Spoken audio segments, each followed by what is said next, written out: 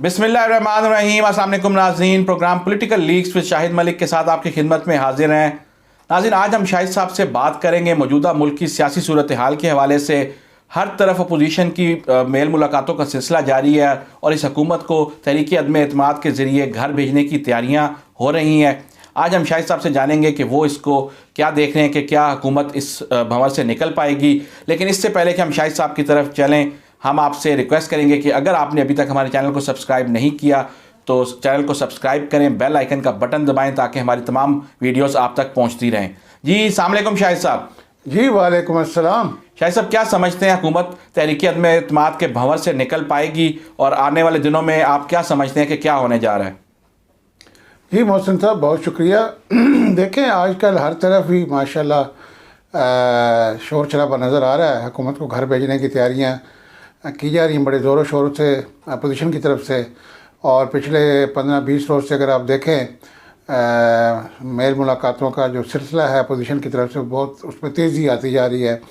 जो सिलसिला जरदारी साहब के और बिलावल भुट्टो साहब के लाहौर में मॉडल टाउन में शहबाज शरीफ साहब के घर आने से शुरू हुआ, और उसके बाद फिर चौधरी बरदरान और फिर MKM और फिर मौलाना फजल रहमान साहब, और आज फिर शहबाज शरीफ साहब जो है वो बिलावल हाउस गए और मौलाना फजल रहमान के साथ उनका टेलीफोनिक रब्ता हुआ, और जंगी तरीन साहब की आनी है जानी है। तो ये सारे एक वक्त ऐसे लग रहा है जैसे कि बस इमरान खान आज गए या कल गए। लेकिन मैं समझता हूँ, मेरी ज़ाती जो राय है उसमें मैं समझता हूँ कि अभी तक ये एक जो चाय की प्याली के अंदर एक तूफ़ान होता है, ये अभी तक वो उस तूफ़ान की मानद है ये अभी जो सियासी फुर्ती है अपोजिशन लीडरों की। क्योंकि मुझे अभी कोई ख़तरा ऐसा नज़र नहीं आ रहा वफाकी हुकूमत के घर जाने का। जैसे मैंने पहले भी पिछले प्रोग्रामों में भी कहा है कि अगर कुछ होगा अभी तो जून जुलाई अगस्त के बाद होगा।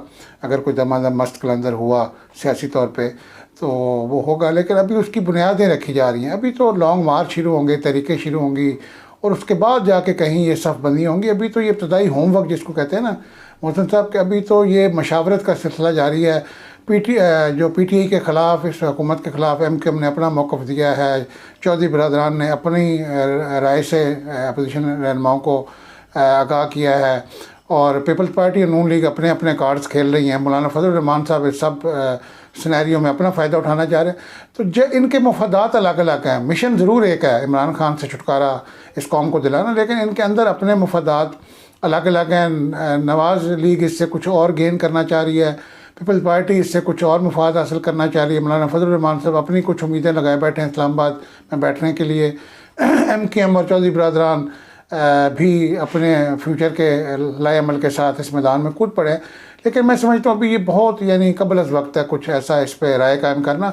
लेकिन मैं समझता हूँ कि इमरान खान साहब को अभी इस वक्त कोई ख़ास परेशानी लाहक नहीं है। हुकूमती हल्के आप देखें कि खामोश हैं, और अपनी वो आज भी इमरान खान साहब मास्को रवाना हो रहे हैं तो कोई ख़ास उनको घबराहट नहीं है, और एक दो वज़रा हैं जो इसके ऊपर अपने बयान दे रहे हैं। तो मुझे लगता है कि ये अभी इसमें जहांगीर तरीन साहब का एक अहम रोल होगा। जो जहांगीर तरीन साहब का ग्रुप है वो एक अहम रोल इसमें अदा करेगा। लेकिन मैं ये समझता हूँ, अगर आप मुझसे पूछें तो अभी फेडरल गवर्नमेंट को ख़तरा नहीं है। अगर तब्दीली आई या कोई तरीके एतमाद आएगी तो पहले वो पंजाब में आएगी, और पंजाब में शायद इनकी तरीके एतमाद कामयाब हो, सरदार उस्मान बुज़दार साहब को घर भेज दिया जाए, और उनकी जगह पे मुस्लिम लीग कायद-ए-आज़म के चौधरी परवेज़ इलाही साहब को या किसी और मुतफ़िक़ा उम्मीदवार जहांगीर तरीन ग्रुप में से किसी को CM बनाया जा सकता है। क्योंकि पंजाब के अंदर तब्दीली मेरे ख्याल में पहली स्टेज के ऊपर पंजाब में तब्दीली लाई जाएगी।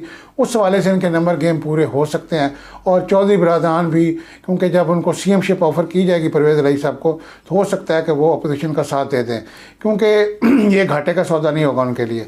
तो उसमें पीपल्स पार्टी के MPs, मुस्लिम लीग नवाज़ के MPs मिल के, और जहांगीर तरीन ग्रुप के MPs मिल के, और चौधरी बरदरान के जो MP मिल के, तो हो सकता है पंजाब के अंदर। शाहिद साहब, लॉन्ग मार्च कब तक होता देख रहे हैं? क्या ये मार्च में ही हो जाएगा या ये आगे जून जुलाई में जाएगा? नहीं, लॉन्ग मार्च तो जो बिल्कुल मेरे ख्याल तैयारी है फरवरी के आखिरी वीक से आप समझ लें, और आगे मार्च का पूरा महीना इसमें लॉन्ग मार्च तो होगा। फजल रहमान साहब ने भी 23 मार्च की डेट दे रखी है।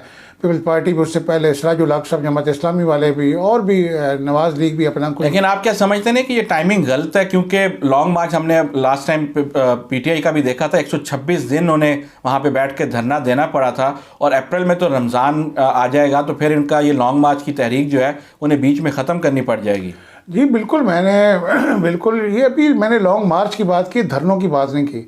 अभी ये ट्रेलर देंगे हुकूमत को प्रेशर पुटअप करने के लिए हुकूमत के ऊपर, और इमरान खान साहब को थोड़ा सा घबराना, क्योंकि कहते हैं कौम को घबराना नहीं है, वो चाहते हैं इमरान खान साहब को थोड़ा सा घबराया जाए, इमरान खान साहब के लिए घबराहट का वो पैदा किया जाए माहौल।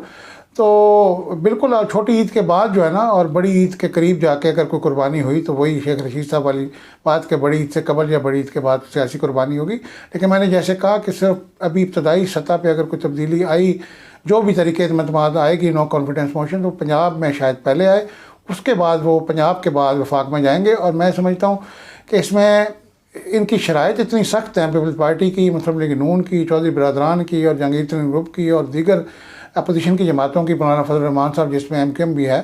तो मेरे ख्याल में ये जो बंदर बांट होनी है, ये बेसिकली सबको, मैं समझता हूँ ये जो हमारे सियासी लीडर्स हैं सारे बशमूल PTA, ये सियासी, मैं इनकी बंदर से तशबीह दूंगा जो डुगडुगी पे नाचते हैं। तो मेरे ख्याल GHQ से कोई इनको डुगडुगी का इशारा दिया गया, जिस पर ये तमाम अपोजिशन रहनुमा जो हैं सियासी बंदरों की तरह ये नाच रहे हैं, इनकी आनी जानी देखें, लेकिन अभी कोई आउटकम नहीं निकलेगा। और मेरी जो इतलात है मोहसिन साहब, अगर मुझसे पूछें तो ये एक मिलिट्री इस्टेब्लिशमेंट की तरफ से बेसिकली इमरान खान साहब की हुकूमत पे एक प्रेशर बिल्टअप करने के लिए सारा जो ड्रामा रचाया जा रहा है, जिसमें मिलिट्री इस्टेब्लिशमेंट चाहती है कि जो नेक्स्ट आर्मी चीफ जो जनरल बाजवा साहब के बाद नवंबर में, चूँकि आपको पता है वो रिटायर्ड हो रहे हैं, तो उसके बाद जो नए आर्मी चीफ का नाम है उसके ऊपर मेरे ख्याल फ़ौज को अपना बंदा लाना चाह रही है, जबकि इमरान खान साहब अपना बंदा लाना चाह रहे हैं। और आपको मैं ये भी बताऊं कि जो मेन इख्तलाफात शुरू हुए हैं मिलिट्री इस्टेब्लिशमेंट में और PTA की गवर्नमेंट में, वो जनरल फैज़ हमीद जो हैं, जो DG ISI थे साहब, उनकी जो उनको जो ट्रांसफ़र किया गया था, कोर कमांडर पेशावर लगाया गया, तो ये बुनियादी तौर पर वो बर्निंग पॉइंट था जिस पे कि हुकूमत और मिलिट्री इस्टेब्लिशमेंट एक पेज पे नहीं रहे। और इमरान खान साहब जनरल फैज़ हमीद को बतौर DG ISI अपनी हुकूमत का तहफ़्फ़ुज़ समझते थे कि जब तक वो DG ISI हैं उनकी गवर्नमेंट को कोई ख़तरा नहीं। और जो ही वो नवीद अंजम साहब के नदीम अंजम साहब जब आए हैं DG ISI, तो उसके बाद देखें कि ये एकदम से हुकूमत को डिस्टेबलाइज करने के लिए ये कोशिशें शुरू हुई हैं, और अपोजिशन की जो हरकतें हैं या जो उनकी साजिशें हैं या जो उनकी मुलाकातें हैं, ये सब उसके बाद DG ISI के तब्दील होने के बाद से सामने आई हैं। तो इसमें मेरे ख्याल में इमरान खान साहब चाहते थे कि मैं DG ISI जनरल फैज़ हमीद साहब जो DG थे उनको हम नया आर्मी चीफ बनाऊं, जबकि आर्मी के अंदर कोर कमांडर्स के अंदर शायद कोई और नाम तजवीज़ किया गया। तो बेसिकली इमरान खान साहब को मिलिट्री इस्टेब्लिशमेंट चाहती है कि उनकी मर्ज़ी का आर्मी चीफ आए। अगर इमरान खान साहब ने उस पर रजामंदी का इजहार कर दिया तो ये जितने अपोजिशन के ये आपको लीडर हरकत में नजर आएंगे, ये बिल्कुल खामोशी से अपने वापस घरों में लौट जाएंगे और अगले आम इंतखाबात का इंतज़ार करेंगे। लेकिन अगर इमरान खान साहब बज़िद रहे और वो अपने आर्मी चीफ के लिए मिलिट्री इस्टेब्लिशमेंट से डिमांड करते रहे, क्योंकि इसमें आर्मी की तरफ से 3 नाम भेजे जाते हैं प्राइम मिनिस्टर को, आर्मी चीफ का जो पैनल भेजा जाता है उसमें 3 नाम भेजे जाते हैं, जिसमें कि प्राइम मिनिस्टर का स्वाबदीद होता है कि वो जिसको मर्जी उसमें से एक को नामजद कर दे आर्मी चीफ। तो मेरे ख्याल में जो 3 नाम जाएंगे उसमें वो कौन से होंगे ये तो अभी कबल अज़ वक्त है, लेकिन उसमें मिलिट्री इस्टेब्लिशमेंट की डिमांड है इमरान खान साहब से कि वो उनका बंदा सिलेक्ट करें, और इमरान खान साहब अभी इस पर बज़िद हैं, जिसकी वजह से सारा प्रेशर बिल्टअप किया जा रहा है इमरान खान साहब पे। हो सकता है आखिरी लम्हों में इमरान खान साहब अगर मिलिट्री इस्टेब्लिशमेंट का कहना मान लेंगे। कमल जावेद बाजवा साहब की एक्सटेंशन के कोई चांसेस हैं? जी वो तो पहली है ना, वो तो पहली ऑप्शन, क्योंकि एक दफ़ा वो ऑलरेडी ले चुके हैं एक्सटेंशन, लिहाजा अब उनकी एक्सटेंशन वाली बात जो है वो सिवाय एक दीवाने के ख्वाब के मुझे कुछ नज़र नहीं है, क्योंकि कोर कमांडर्स इसके ऊपर नहीं मानेंगे, रजिस्ट करेंगे, और भी जो दीगर कुव्वतें हैं वो भी नहीं चाहेंगी कि आर्मी चीफ को एक्सटेंशन दी। हाँ अलबत्ता उनको अपग्रेड किया जा सकता है कि उनको, मैंने जैसे पहले कहा था एक सबका प्रोग्राम में, कि उनको chairman joint chief of staff बनाया जा सकता है, उनको प्रमोशन दे दी जाए और उस ओहदे पे उनको फाइज कर दिया जाए और नया आर्मी चीफ लगा दिया जाए। तो मेन जो ताकत का चश्मा होता है हमारी मिलिट्री इस्टेब्लिशमेंट में वो आर्मी चीफ ही होते हैं, उसमें एयर चीफ की या नेवल चीफ की या chairman joint chief of staff की कोई ख़ास अहमियत नहीं होती। तो आर्मी चीफ जो है वो मेन ताकत का चश्मा होता है, और ख़ास करके आर्मी चीफ के हाथ में जो डंडा होता है उस डंडे में बहुत ताकत होती है। तो अभी ये जो डुगडुगी बची है जिसमें ये शहबाज शरीफ साहब, मौलाना फजल रहमान साहब, जरदारी साहब और ये सब सियासतदान जो नाच रहे हैं, तो ये मैं समझता हूँ उस डुगडुगी, जिस दिन डुगडुगी उधर से बंद हो जाएगी GHQ के अंदर से, ये सब खामोश होकर पहले की तरह बैठ जाएंगे। तो मैं समझता हूँ कि पंजाब हुकूमत में सरदार उस्मान बुज़दार साहब की हुकूमत के ऊपर काले बादल जो ख़तरे के बादल हैं वो मंडला रहे हैं, और इनको शायद जाना पड़ जाए और इनकी जगह चौधरी परवेज़ इलाही साहब को मैं नया CM पंजाब देख रहा हूँ, या कोई नया नाम जैसे चौधरी निसार साहब भी सामने आ सकते हैं मुतफ़िका उम्मीदवार के तौर पे, या जहांगीर तरीन का जो ग्रुप है MPS का, उसमें से कोई एक अच्छा नाम जनूबी पंजाब से या दीगर पंजाब के किसी ज़िले से सामने आ सकता है। और जहांगीर तरीन साहब की जो शराइत है, मेरे ख्याल में उसमें नून लीग बड़ी मुश्किल में फंस गई है, पीपल्स पार्टी।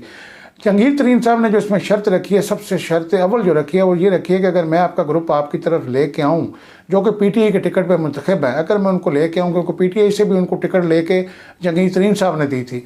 अब वो कहते हैं कि अगर मैं इनको लेके आऊँ, ये कुर्बानी का बकरा अरकान असम्बली को बनाऊँ, चाहे वो सूबाई असम्बली के मेंबर हैं या कौमी असम्बली, तो आप इनकी टिकट नेक्स्ट इलेक्शन में मुस्लिम लीग नून और पीपल्स पार्टी उनको अपने अपने हलकों से टिकट की श्योरिटी दे, यानी उनका टिकट कन्फर्म करके अभी से उनको टिकट अलॉट कर दी जाए। अब इसमें ऐसा अगर मुस्लिम लीग नून करती है तो मेरे ख्याल मुस्लिम लीग नून के अंदर एक जो है वो एक अलग से हंगामा खड़ा हो जाएगा, क्योंकि मुस्लिम लीग नून के हर हल्के में उनके अपने इलेक्टेबल्स पहले से मौजूद हैं। अगर वो PTI के लोगों को एडजस्ट करेंगे उन हल्कों में, तो जो हल्कों की नून की अपनी सियासत है उसमें थोड़ा सा इंतशार पैदा होगा। तो इसलिए अभी शहबाज शरीफ साहब ने भी सोचने का वक्त लिया है और पीपल्स पार्टी भी इसके ऊपर सोच रही है। तो जहांगीर तरीन साहब चाहते हैं कि उनका ग्रुप जो है वो अगले आम इंतखाबात में भी मुस्लिम लीग नवाज़ की या कुछ हल्कों में सिंध में पीपल्स पार्टी के टिकट से इलेक्ट होके हैं। तो ये भी बड़ी, इसमें आपको पता है कि मोहसिन साहब ये फ़र्द वाहिद पार्टी होना तो और अपोजिशन की एक जमात हो, वो तो एकदम से फैसला करके अदम एतमाद ला सकती, लेकिन यहाँ पे चूँकि 4, 5, 6 सियासी जमातें इसमें इन्वॉल्व हैं और सबका अपना अपना मैनिफेस्टो, सबका अपना अपना एजेंडा है फ्यूचर का, हर बंदा प्राइम मिनिस्टर का और CM का और गवर्नर बनने का ख्वाब देख रहा है। मेरे ख्याल में उसमें हर बंदा अपना मुफाद इंटरेस्ट वॉच करेगा, और जब वो देखेगा कि वो अपने इंटरेस्ट के करीब तरीन है, जहांगीर तरीन ग्रुप देखेगा कि मुझे भी मेरा जो इंटरेस्ट था वो मिल रहा है, पीपल्स पार्टी भी देखेगी कि मैं भी इसमें कुछ गेन कर रहा हूँ, और नवाज़ लीग भी देखेगी कि हमें कम से कम इमरान खान से छुटकारा मिल रहा है और पंजाब की हद तक हमें हुकूमत मिल रही है, तो मेरे ख्याल सब फिर एक पेज पे आ जाएंगे। मगर फ़िलहाल मैं अभी बता रहा हूँ कि इमरान खान की गवर्नमेंट को, फेडरल गवर्नमेंट को ख़तरा नहीं है, और अगर ये जो 1 पॉइंट डिस्प्यूट है between PTI government and military establishment, next army chief का नाम, अगर उस पर ये इतफाक़ हो जाता है तो ये बिल्कुल PTI की हुकूमत 5 साल अपने आइनी मुद्दत, वो तो वैसे भी पूरी करेगी, लेकिन इमरान खान साहब भी हो सकता है अपनी 5 साल आइनी मुद्दत पूरी करें। लेकिन 2022 इनके लिए ख़तरे का साल ज़रूर है इमरान खान साहब के लिए, क्योंकि ये अगर अभी वक्त ये सिचुएशन कूल डाउन हो भी जाती है तो ये फिर दोबारा से जून, जुलाई, अगस्त के बाद या नवंबर के बाद नया आर्मी चीफ आने के बाद ये दोबारा सर उठा सकती है, और मैं भी दिसंबर तक भी ये इमरान खान साहब के लिए 2022 खतरनाक है। शाहिद साहब, हम और हमारे नाज़रीन इस आने वाले वक्त के ऊपर गहरी नज़र रखेंगे और मज़ीद आपसे इस बारे में अपडेट्स लेते रहेंगे। Thank you very much. बहुत शुक्रिया। ये नाज़रीन, आप सुन रहे थे शाहिद साहब की पॉलिटिकल लीक्स। उम्मीद करते हैं आपको हमारा आज का ये प्रोग्राम पसंद आया होगा। इसके साथ ही अपने मेज़बान मोहसिन मलिक को इजाज़त दें। आपसे मुलाकात होगी बहुत जल्द। अल्लाह हाफिज़।